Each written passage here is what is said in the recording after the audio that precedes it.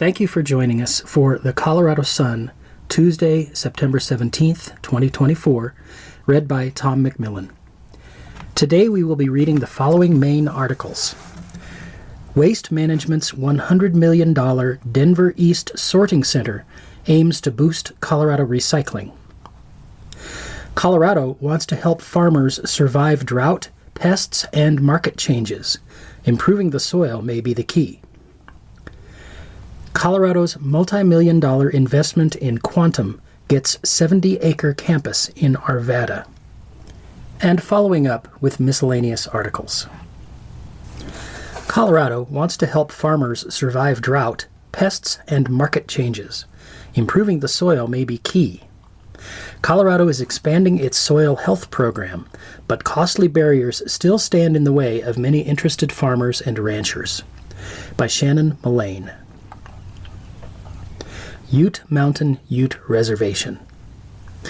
In southwestern Colorado, Greg Vlaming crouched down to look at dying remains of an oat crop baking under the July sun. It wasn't just a dead plant, it was armor, he said. Quote, "This minimizes wind erosion and surface runoff," said Vlaming, a soil scientist, consultant, and farmer.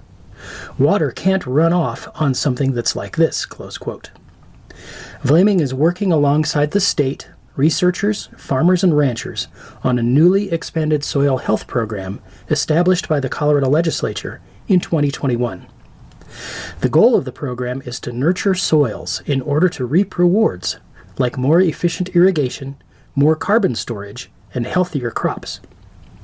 But changing long-standing growing practices can be a risky, expensive challenge for farmers already dealing with drought and thin margins. That's why the state spent this year building out resources like traveling soil specialists for anyone who wants to try its soil health practices, said John Miller, Soil Health Program Administrator for the Colorado Department of Agriculture.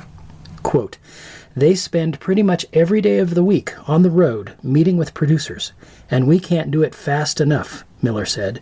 "They want more," close quote. For almost all of the last 24 years, parts of Colorado have experienced some level of drought. Farmers and ranchers are used to dealing with swings in precipitation, but if there are multiple poor water years in a row, their crops, livestock, and bottom line can suffer.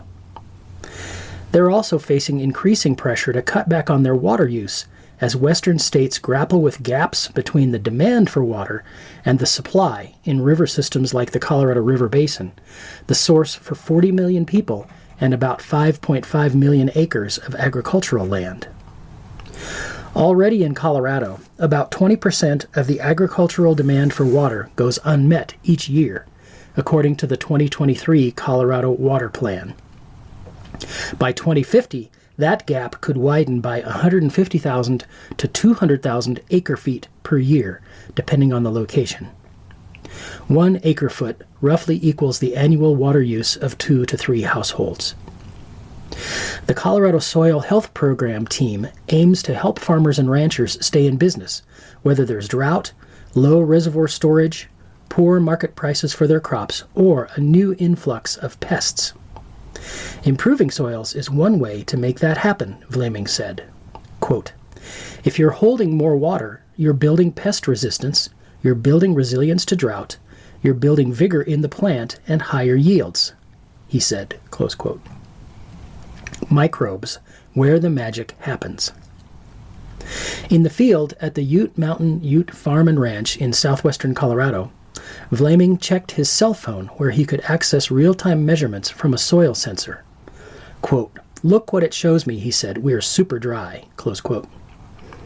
Ideally, the soil is about 17% to 40% saturated with water, depending on the soil texture. As soils become more saturated, it can lead to flooding, erosion, and runoff. This field, already cut and no longer irrigated, was at 15%. Farmers can use these soil readings to time when their center pivots will swing over the field and sprinkle water over the crops. Quote, "You're not going by intuition and you're going, quote, 'Well, field's dry, let's irrigate,'" Vlaming said. "It's like, no, we know exactly how dry we are," That's part of this program. It's just so cool, close quote. The Soil Health Program focuses on building up organic matter, like decaying roots and plant leaves, and increasing microbial diversity in the soil. Keeping a few inches of plant stubble on the ground after harvesting a crop is one method. The program also encourages farmers to minimize soil disturbance, increase the diversity of plants grown on the field, keep live plant roots in the soil, and integrate livestock into farming practices. More organic matter helps store carbon, cuts down on pest problems, boosts nutrients, provides aeration that helps roots grow, and stabilizes crop yields. It also acts like a sponge. For every 1% increase in organic matter, the soil can store roughly 20,000 to 27,000 gallons of additional water per acre, according to Miller and the National Resources Conservation Service. That means a farmer can wait longer before irrigating again, using less water on a particular field, and opening up water supplies. They can reinvest that extra water in their business or even conserve it as part of efforts like the System Conservation Pilot Program, a federal program that pays farmers to cut their water use. Growing without organic matter is like growing something on Mars, Miller said. Quote, "Organic matter is the key to everything," he said. "If it's just dirt, just the mineralized portion, that water is not going to stay there at all." Close quote. Mindset and money.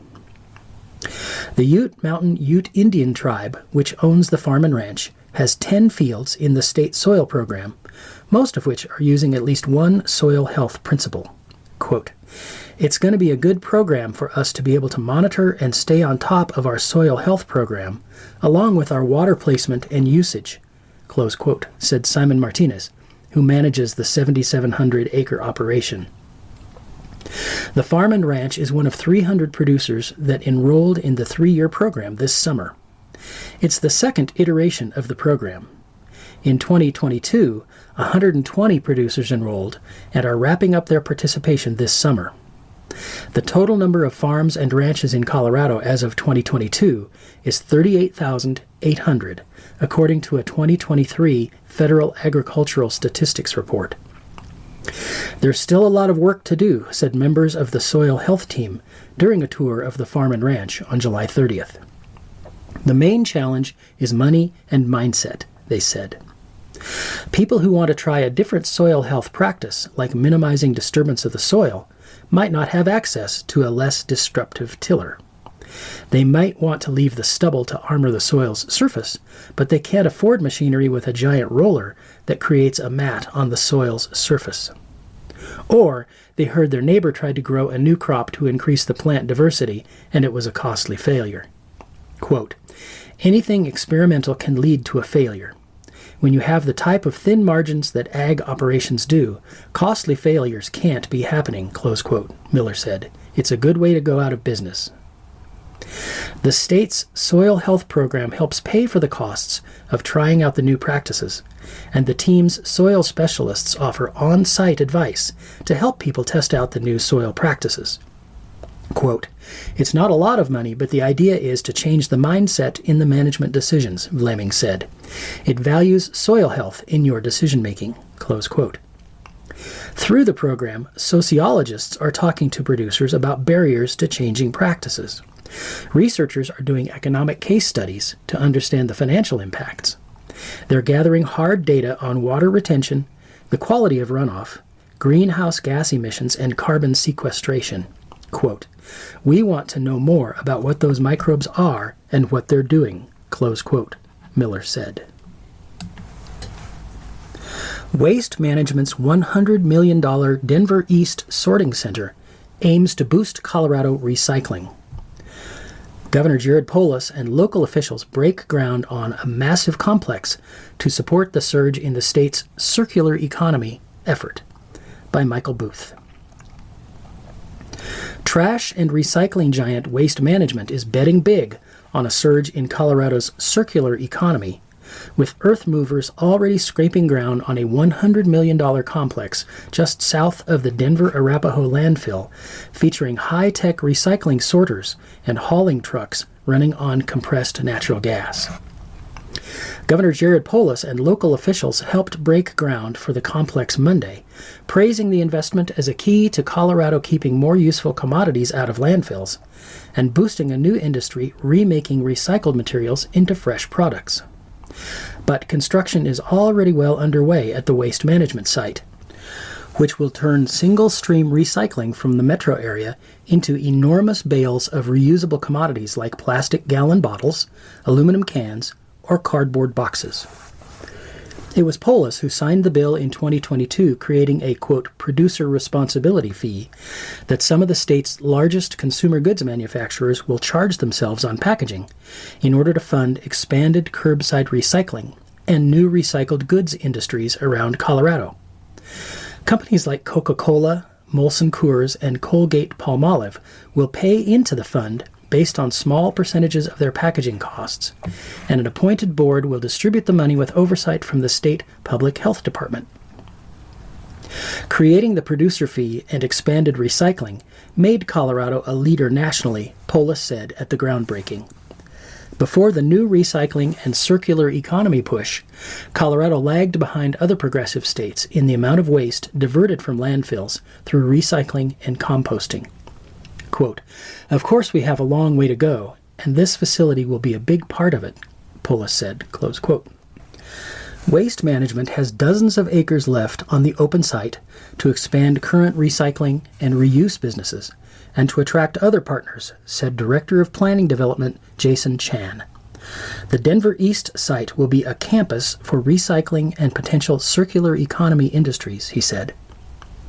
Company officials said they've not received any state or local incentives for the construction or for job creation. Waste Management, which also manages the Denver Arapahoe Disposal Landfill that is a growing mountain north of their new recycling center, said the sorting and hauling centers will process 168,000 tons of materials annually. At the groundbreaking, Waste Management set out bales of previously sorted materials, showing the company recycled 21,700 tons of plastic last year in Colorado, as well as 94,000 tons of paper and 6,550 tons of aluminum cans. The company is a multinational, publicly traded firm worth $83 billion and is the largest waste hauling and recycling company in Colorado. The advanced equipment in the new sorting facility means only about 6 hand-sorting employees are needed at any one time, a Waste Management official said, mostly to pull odd-size or non-recyclable materials off the conveyors. Optical sorters take flimsy plastic film and bags out of the stream, preventing clogging of machinery that plagues many recycling and composting sites. The separators include air jets to blow out lighter plastics. Massive barrel-shaped magnets pull separate metal cans into useful streams. Glass that breaks and gets crushed in the single-stream process is regathered by a high-tech cleanup system, the company said. Cities up and down the Front Range are expanding recycling opportunities and requirements. Denver is still rolling out carts for a massive revision of its program, where residents now pay a monthly fee that rises by the size of trash cart they pick. Recycling and composting bins are then provided free. Not all neighborhoods have received the green composting carts yet and are receiving a monthly discount off their waste fee until they do. Waste Management said the Denver East facility does not handle City of Denver resident recycling, but does sort some Denver business recycling. The methane produced from decomposing garbage in the landfill is collected in dozens of wells and burned on site at an electrical generator that sends power to the Xcel grid. Recycling centers and compost operations are still struggling to educate consumers on what items go where in the waste stream. Plastics and glass can contaminate composting loads and ruin entire sections of composted soil. Consumers face confusing information on whether cardboard can be recycled if it's a greasy pizza box, or what to do with hard-to-recycle items like plastic bags or spent batteries. Waste Management plans to complete construction of the new facilities by the second quarter of 2026. Colorado's multi-million-dollar investment in Quantum gets a 70-acre campus in Arvada. Millions committed to a new Quantum Commons campus includes a build-out of shared clean room facilities, labs, and offices as part of Colorado's Quantum Computing Tech Hub. By Tamara Chang. 2 months after winning a $40.5 million federal grant to invest in a quantum computing hub in Colorado, members of a local consortium have acquired a 70-acre property in Arvada, attracted millions more in funding commitments, and on Monday put shovels to the ground. That's relatively quick in a realm where private industry must rely on public agencies and area universities to make decisions. Quote, Colorado and the Mountain West are on top, not just because of the amazing scenic views, but ultimately because of decades of innovation and startups that are right around risk-taking and smart policy and startup entrepreneurialism. Close quote. Zachary Yerushalmi, CEO of Elevate Quantum Consortium, told a small crowd during the ceremonial groundbreaking. Entrepreneurship is, of course, no stranger to Governor Polis, and the support for this effort and wider advanced technology policies of the state going back decades is why we stand here today. Close quote.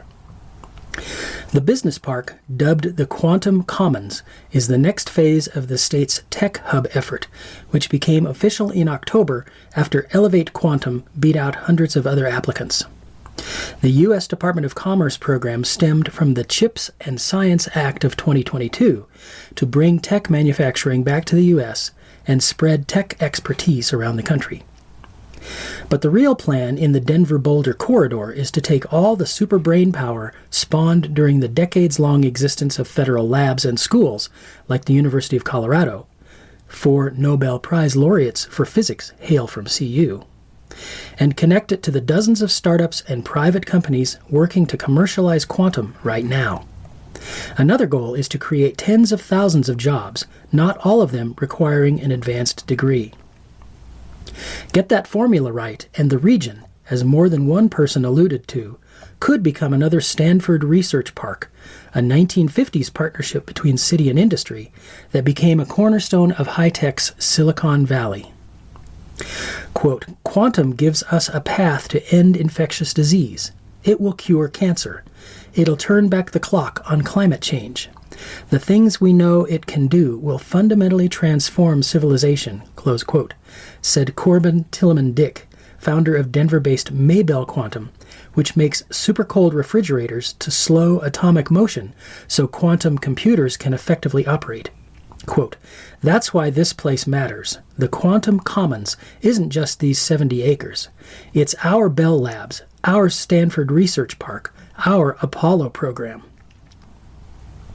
School of Mines becomes developer, landlord. On Monday, though, the Arvada site looked like a neglected 1970s-style industrial park with dilapidated asphalt roads and worn-down parking lots. There's about 60,000 square feet of buildings, including one with labs in need of updating. The property, just off Highway 72, is covered with wild grasses and overlooks residential neighborhoods and a railroad track to the south. It's hard to miss, with a 180-foot-tall landmark on site, according to the property broker. That's the old lift pipe tower originally used by oil shale company Tosco in the 1980s to research how to extract oil shale from rocks.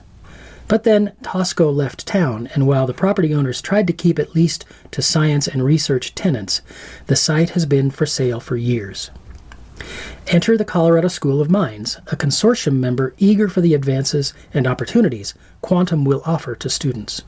Quote, we knew that a requirement for any successful proposal was going to be to have a location where companies could get together, advance their technologies, share resources, said Paul C. Johnson, president of the School of Mines.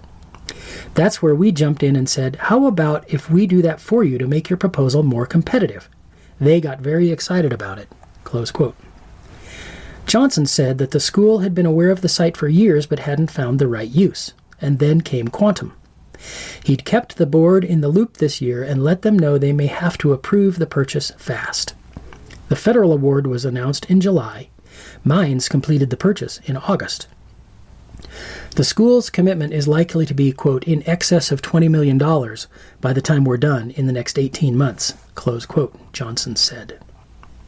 That covers the cost of buying the property for $14 million, fixing up the existing 60,000 square feet of labs and offices.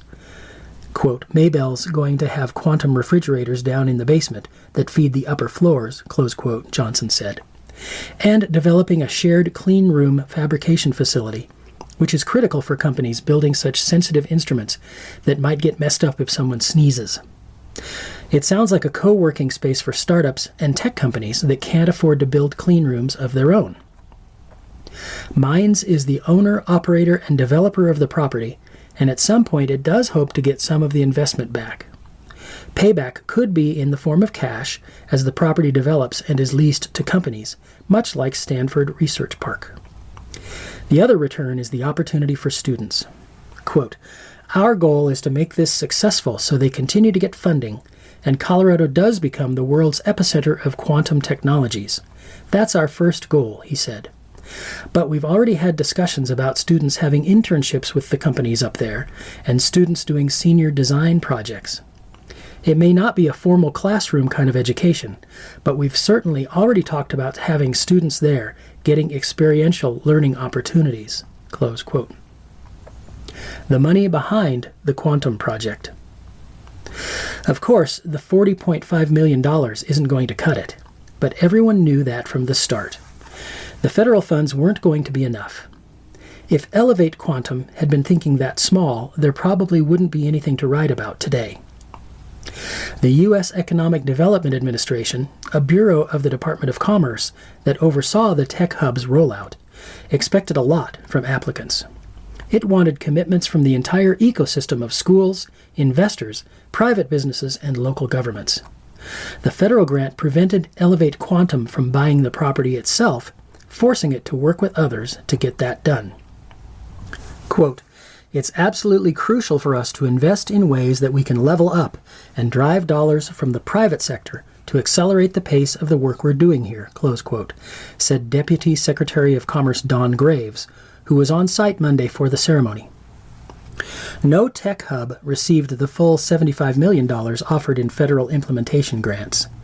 Graves called Colorado's win, quote, appropriate for what this is going to be able to do. But our expectation is that this is going to bring in hundreds of millions, up to maybe $1 billion or more of additional funding. That's really what we're trying to focus on, Graves said. And that doesn't mean that this is the only grant that this tech hub will get from the EDA or the Department of Commerce. My expectation is, as this is built and grows, you'll see a slew of additional grants from the federal government, close quote. Financial commitments to the Colorado Tech Hub look something like this, according to its grant application and consortium members.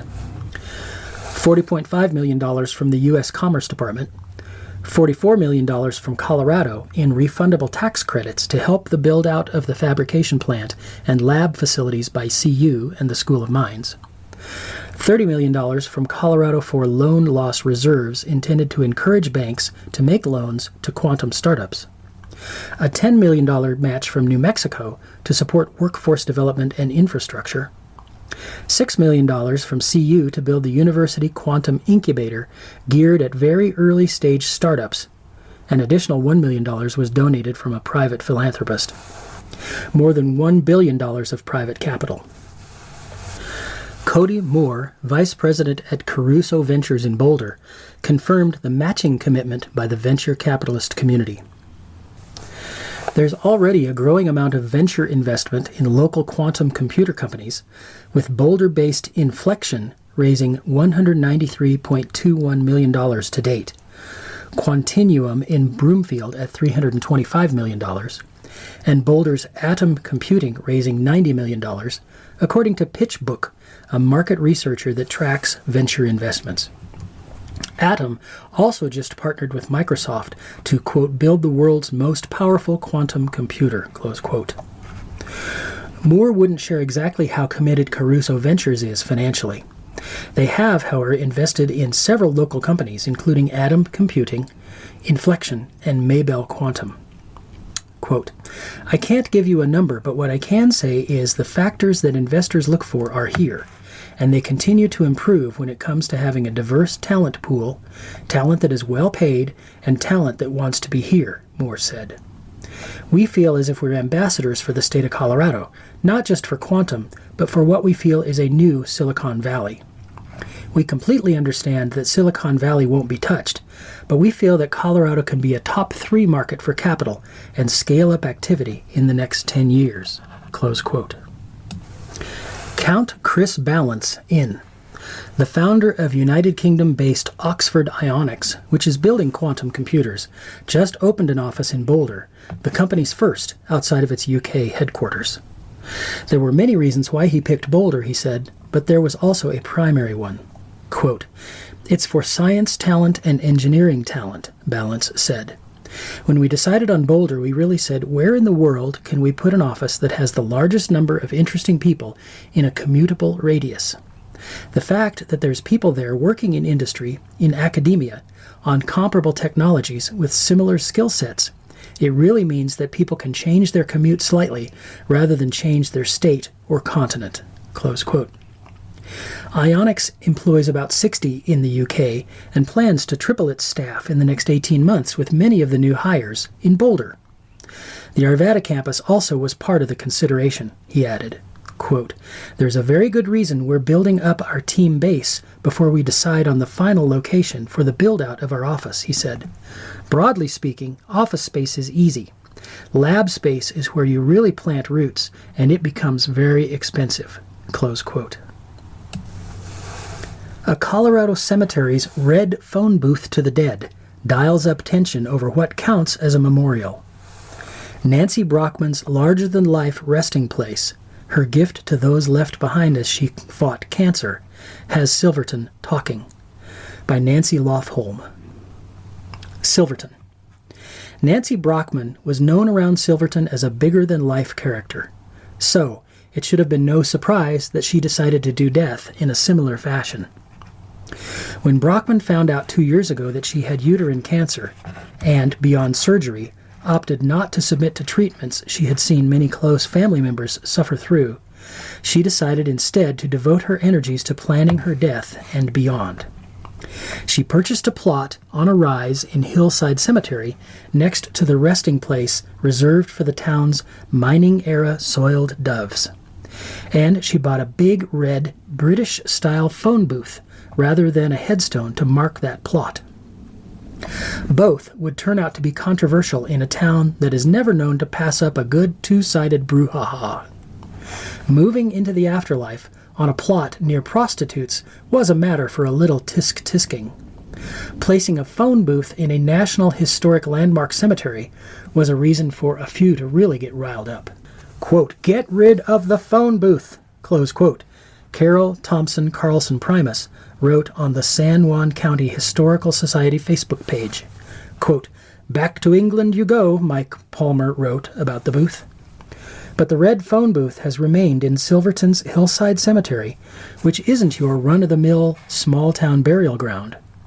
The nearly 150-year-old cemetery is not shut off behind iron gates, and it has no orderly paths through it. Gravestones are scattered with little rhyme or reason on a steep mountain slope. It is riddled with sinkholes and toppled grave markers. Hillside, with its glorious view of the San Juan Mountains, is as much a town park as a cemetery. Residents walk their dogs there. They enjoy picnics on the benches or on blankets spread over the graves. Visitors enjoy browsing through the town's colorful mining past engraved on stones that sometimes list the interred's reasons for being there. Dropsy? Slipped on ice. Hit on the head by a timber. Blown up in a mine. Froze with 10 mules. Hanged. Brockman's friends say the quirky nature of the cemetery suited her. She liked cemeteries in general and would make a point of visiting them on her travels. She was always dragging friends to cemeteries. Silverton's was her favorite. Whatever she did it big. Hence, that is why we have a phone booth in Silverton. Brockman, 62, had come to Silverton via a life spent working in communications. She began in New York City with an internship at Vogue magazine. She went on to work for banks and power companies before starting her own Chimera Communications advertising and communications company and moving to Durango in 1996. She bought a horse ranch near Durango. Horses were her thing. So were Harleys and boats and small high mountain towns. She bought a second home in Silverton that she dubbed the Hillbilly Hotel. Quote, whatever she did it big. Hence, that is why we have a phone booth in Silverton, close quote, her close friend and longtime employee Lisa Morales said. Design inspiration from Japan.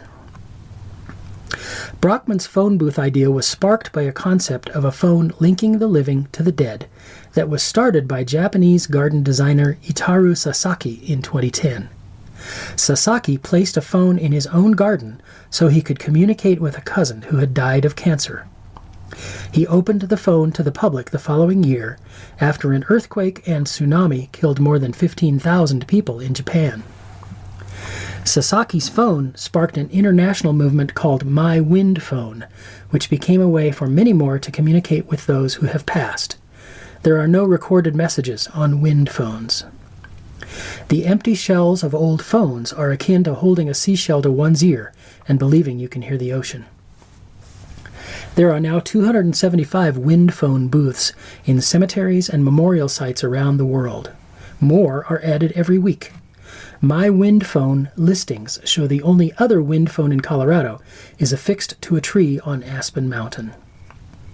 The phones inside wind phone booths have rotary dials or old-style push-button numbers, but they connect only to intangible memories. The idea is that mourners can dial a number they might recall or just make one up. They might speak into the receiver, into the silence on the other end. It's a disconnected way to connect with those who have passed, be they human or animal. Brockman hoped the phone booth would be a good way for her many friends to remember her by calling her up to have a heart-to-heart. Brockman opted for a British-style phone booth because she traveled in England and loved the bright red telephone booths. She told friends she would always duck inside one when she had the chance, just to feel the steel and glass embrace of a stout red box that was steeped in history. She hoped they would have the same feeling. Before Brockman handed over $4,000 for a reproduction British phone booth she found online, she asked town officials if there were any rules governing what could be in the cemetery. She was informed she could decorate her plot as she wished. Last October, while she was visiting family in New Jersey, a delivery truck dropped off her phone booth in her front yard. Friends hauled the 400-pound booth to Hillside, where they had poured a concrete base for it. They wanted to surprise her when she returned. To the surprise of many, including Brockman, a rumble of opposition had been building after the booth was placed in the cemetery. Silvertonians, who thought Brockman's booth desecrated Hillside Cemetery, took to social media to complain. The fact that the town didn't have specific rules that would outlaw a phone booth in the cemetery didn't make a difference. Like so many contentious issues, the phone booth dust-up was pushed before the Silverton Board of Trustees by those who wanted it removed. Naysayers argued it shouldn't be allowed because the cemetery could lose its historic status. That turned out to be untrue. Others said something that large and that red spoiled the serene nature of the cemetery and would interfere with their graveside contemplations.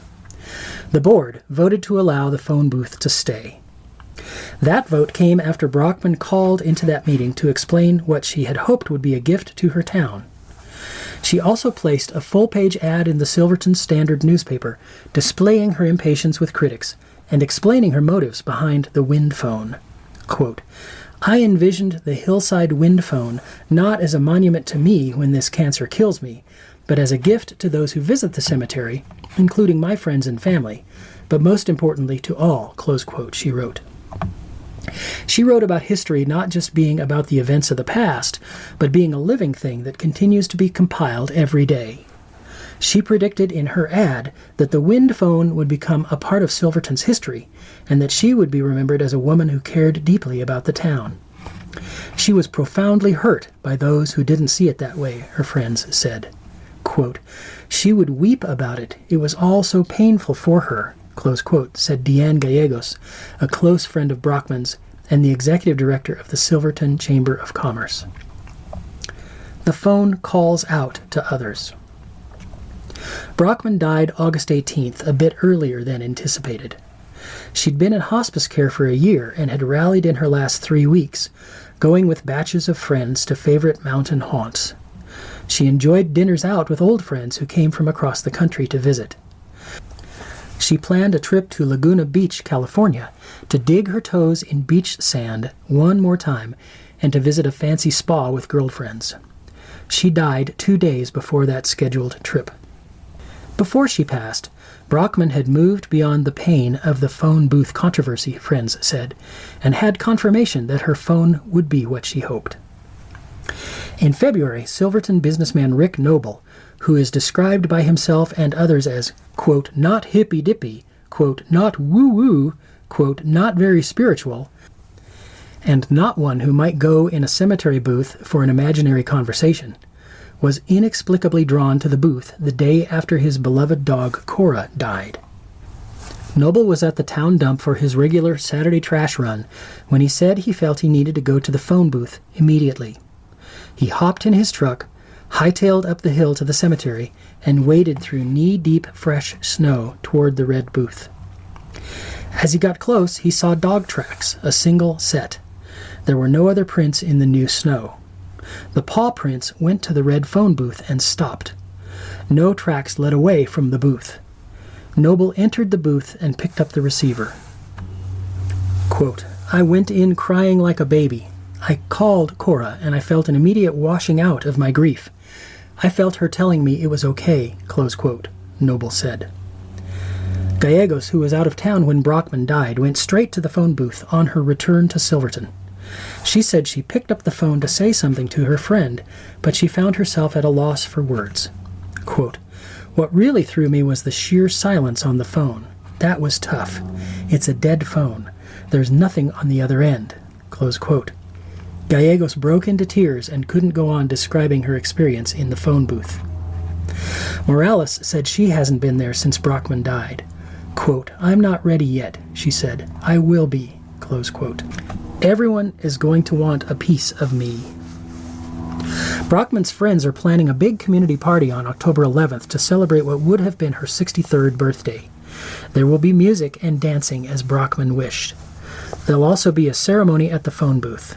Friends will scatter her ashes around the booth. Those ashes include the contents of a vintage suitcase that Brockman had packed for the afterlife in the months before her death. Inside were special mementos she had asked friends to contribute that she could, quote, take to heaven. Many of those friends will have their own small bags of Brockman's ashes to scatter. Brockman had 100 decorative pouches made to contain ashes, so each friend could have a bit of her to sprinkle into the hillside breeze. Quote, I think everyone is going to want a piece of me, close quote, she told Morales about her idea for the pouches. During the ceremony, the word telephone at the top of the booth will be replaced with Brockman's name and her birth and death dates. Inside the booth, a message has already been placed above the phone. It reads, quote, calling all angels. Wipe your tears, take in the view. This phone of the wind is here for you. Connect your heart to those you love. The angels are listening in the winds above. And this is where I find myself. N.B.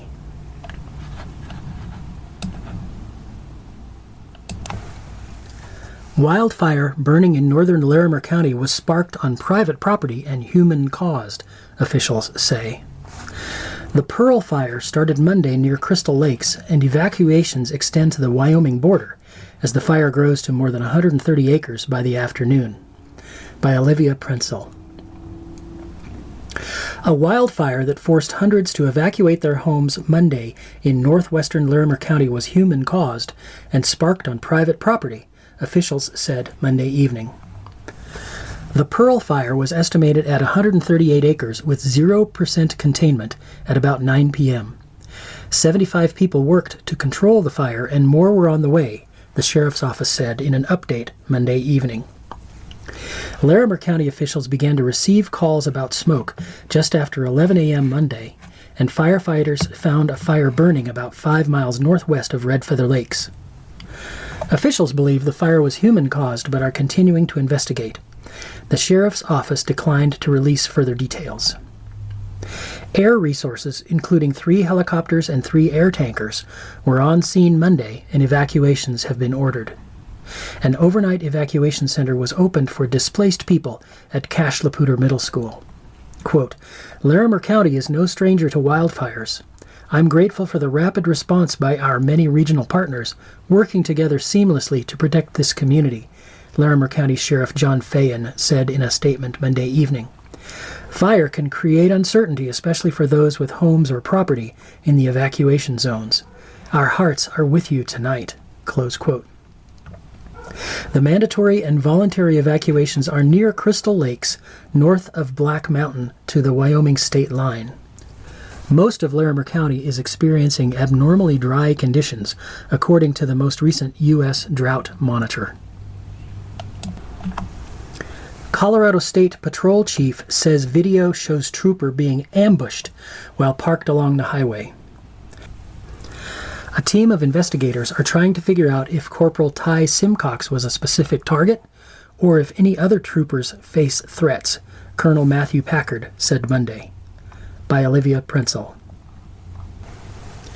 Authorities believe a 32-year-old Thornton man saw a Colorado State Patrol trooper parked along a median as a, quote, target of opportunity, close quote, before he slowed down and fired multiple rounds from a semi-automatic pistol at the trooper through his window, striking the trooper in his arm. Dashcam footage released Monday showed the rear passenger window of a trooper's truck shatter as Victor Anthony de Santiago fired shots at Corporal Ty Simcox, who was parked along a median on US 36 on September 7th. Simcox then got out of his car with a rifle and returned fire, killing de Santiago. Quote, "There's no question in my mind that he was ambushed," Colonel Matthew Packard, chief of the Colorado State Patrol, said during a news conference Monday. "And it's really important for us to try to figure out why that happened," close quote. A team of investigators with the 17th Judicial District are still working to understand de Santiago's exact motive. 2 cameras, one on Simcox's dashboard and the other attached to his shirt, partially captured the shooting. Live near a dangerous road? This group says they can help Colorado fix it. Strong Towns is teaming with Denver, Grand Junction, and Durango to upend outdated city planning that it says is killing cyclists and pedestrians. By Tracy Ross. When Andrew Allport says he's been hit by cars on his bicycle, he means he's been pushed, clipped, and shoved, never hard enough to land him in the ER.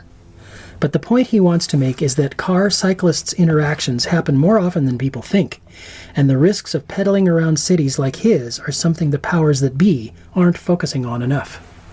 He knows this because he's co-director of Bike Durango, which advocates for safer streets for cyclists. Many times, he says, he's gone before the Durango City Council with complaints, or to the Colorado Department of Transportation with suggestions on how to calm traffic. But it wasn't until his son was hit while trying to ride his bike across a busy intersection in Durango, and ended up at Children's Hospital in Aurora with a broken pelvis and snapped femur, that Allport said he finally got a response that resulted in action. He said CDOT adjusted the pedestrian walk signals at that intersection and at other lights throughout the city. By then, Allport said, he had realized that danger was always going to lurk on the streets threading through Durango because of outdated planning that favors cars and drivers. Quote, "People in cars are able to make lots of mistakes and break lots of rules without facing consequences. But if an 11-year-old on a bike gets hit by a car, the consequences are enormous." Close quote. In Colorado, where crashes involving cyclists and pedestrians reached record highs in 2022 and 23, the need for town, city, county, and state leaders to address the issue is greater than ever. Pedestrian and cyclist crashes fell by 24% in the first 6 months of 2024, but Allport says the fact that it took his son's accident to spur change shows they're chasing the problem instead of attacking it. Matt Enzio, CDOT spokesman said historically, it's been a challenge for many rural communities, quote, to have their main street also be a state highway that serves trips passing through town as often as it serves local activity, close quote. Rural communities also have smaller populations, lower population densities, and smaller tax bases, according to the U.S. Department of Agriculture, and these can make it hard to access sufficient capital for infrastructure. Having state highways and main streets be one and the same can lead to, quote, speed being the priority, close quote, says Alport, and to smaller communities' inability to afford the changes that will make their streets and roads safer. CDOT's 2023 progress report shows it has been working to make streets safer by issuing grants for various pedestrian safety projects, launching a campaign to raise awareness of pedestrian safety, and delivering on promises in its Revitalizing Main Streets program to, quote, enhance active transportation safety and strengthen the connection of people to main streets and central economic hubs, close quote. But an organization outside of Colorado wants to give the state's towns and cities even more help slowing car and pedestrian fatalities.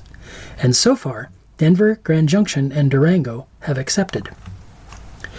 Training for citizen city planners. The help is coming from a national nonprofit called Strong Towns, which advocates for more resilient cities and towns across North America. The organization is the creation of Charles Chuck Marohn, an American author, land use planner, and municipal engineer, who believes many of our land use problems stem from a post-World War II suburban experiment of auto-oriented development that has led to municipalities struggling to afford things like upkeep and adequately staffed public safety departments. Marohn believes a bottom-up revolution of concerned citizens can make cities of all sizes safe, livable, and inviting by correcting the grand experiment, he says, bankrupted population centers and endangered neighborhoods. Dangerously designed streets and roads are part of this problem, along with old paradigms that give engineers outsized power, Marohn says. Sure, engineers are crucial to good planning, but safe streets depend on policy change, a, quote, proper readjustment of bureaucratic power dynamics, close quote, and careful examination of systemic design problems, he says. Strong Towns also believes communities are failing to address their traffic problems because of widespread misconceptions about the cause of routine crashes. Among them, accidents are mostly, quote, non-preventable. Streets are designed to be safe, but people do reckless and dangerous things on them, and cities are unable to make roads safer. But the truth, Strong Towns says, is that many factors contribute to a crash. There are tools towns and cities can use to learn from them, and future harm is preventable. So in January of 2023, they created a program called the Crash Analysis Studio to model a new standard of care for cities, towns, and neighborhoods concerned about reducing car, pedestrian, and car cyclist fatalities. Analyzing a fatal crash in Durango. Strong Towns says it supports its thousands of members with information on topics like incremental housing and ending highway expansion, courses for making communities more economically prosperous, how-to guides on building safe streets, and community action labs for its 200 or so chapters. The Crash Analysis Studio is for local leaders, quote, wanting to move beyond standard highway-derived design manuals to set a new standard of care for traffic safety, close quote, it says. But a downside is that for a town or city to qualify, someone must have died or been seriously injured. Durango tragically qualified on September 14, 2023, when 27-year-old Katie Marie Segrist was struck by a driver on notoriously dangerous Animas View Drive, which was once a quiet country road but is now flanked by high-density housing, an RV park, river access, and a public park. Segrist's death rattled the community, some of whom blamed Durango's city council because they'd warned city leaders of the dangers of Animas View Drive and predicted a death, yet the city had failed to adequately address the dangers. Devin King, Durango's multimodal manager, said in 2021 the city, quote, lowered the speed limit, put up some radar feedback signs, and put up flags with the new 25 miles per hour, close quote. But it had no street lights, sidewalks, or bike lanes, and its narrow shoulders were clogged with brush. The woman who hit Siegrist said she didn't see her until it was too late. The outdated narrative about the crash would have had residents accepting Siegrist's death as, quote, a tragedy you have to process, close quote, without addressing the dangers of the road or attempting to fix them, Allport said. But he saw an opportunity in the crash analysis studio. Quote, one thing Strong Towns tries to do is recommend quick and fairly low-cost things that people can see in action right away, close quote, he said. All crashes reviewed by Strong Towns must be nominated by a local resident and meet certain criteria. There must be a documented history of traumatic injuries or deaths at or near the location. Poor street design must be the primary cause of the incident. The crash had to have happened on a city-owned road, and the nominator must be a local resident willing to assist with the analysis. Strong Towns said it accepted Allport's nomination of the Animas View Drive crash because scrutiny of the roadway showed it had been dangerous for a long time, and the posted speed limit didn't meet the speed the road was designed for. It also lacked parking lanes, sidewalks, and bike lanes. And while in its previous life it had been a rural state highway, since the state had handed it over to the city of Durango to maintain, the city hadn't made any changes to the original rural design. Experts, including local cyclists and city planners, along with an architect, urban designer, and Marone, analyzed the crash based on data, human testimony, and other factors. And they found that Animas View Drive struck out on safety for several reasons, many of which harken back to Inzeo's remarks about highways cutting through rural towns. But the experts offered an equally long list of possible solutions that were up to the city to take. Citizens improving road safety. It's important to note that the city had already begun efforts to make the street safer, following recommendations from a company that had done its own analysis, called Tool Design. Orange flags on speed limit signs had been replaced, the single streetlight at United Campground had been repaired, and flashing pedestrian and bicycle in road signs had been installed. But King said both the Tool Design and Strong Towns reports gave them safety measures they could start implementing immediately, like improved lighting, shrub, grass, and tree trimming, and the installation of crosswalks at transit stops once curb ramps have been installed.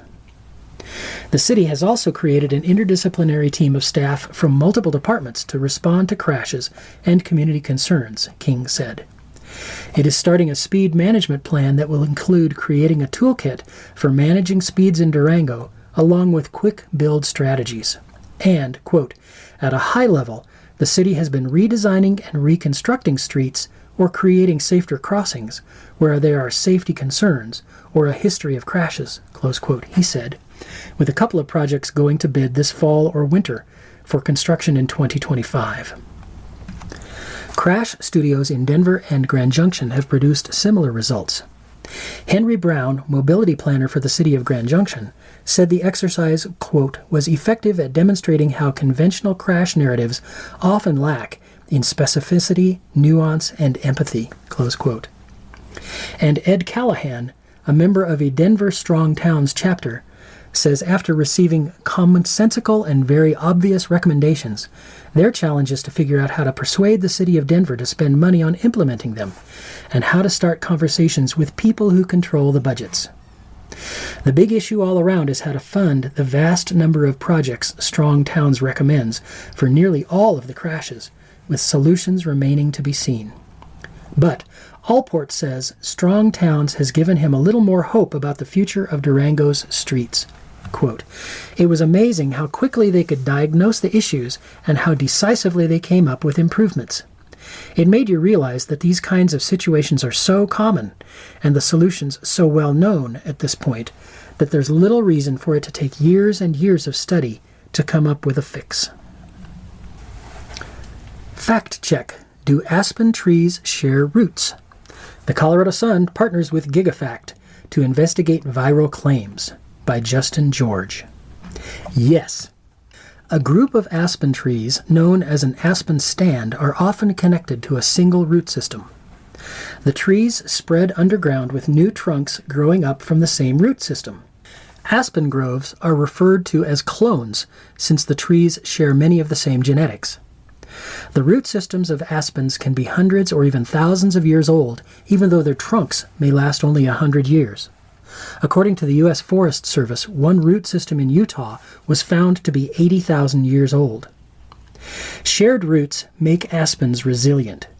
Trunks burned down or felled by disease quickly grow back. The trees are fast growers and softer than many other hardwoods. They are a favorite of woodpeckers and a staple for elk, moose, deer, and beaver. Quaking aspens, the most common species, are found in the Midwest, Canada, Alaska, and many western states. Thank you for joining us for The Colorado Sun from Tuesday, September 17th, 2024, read by Tom McMillan.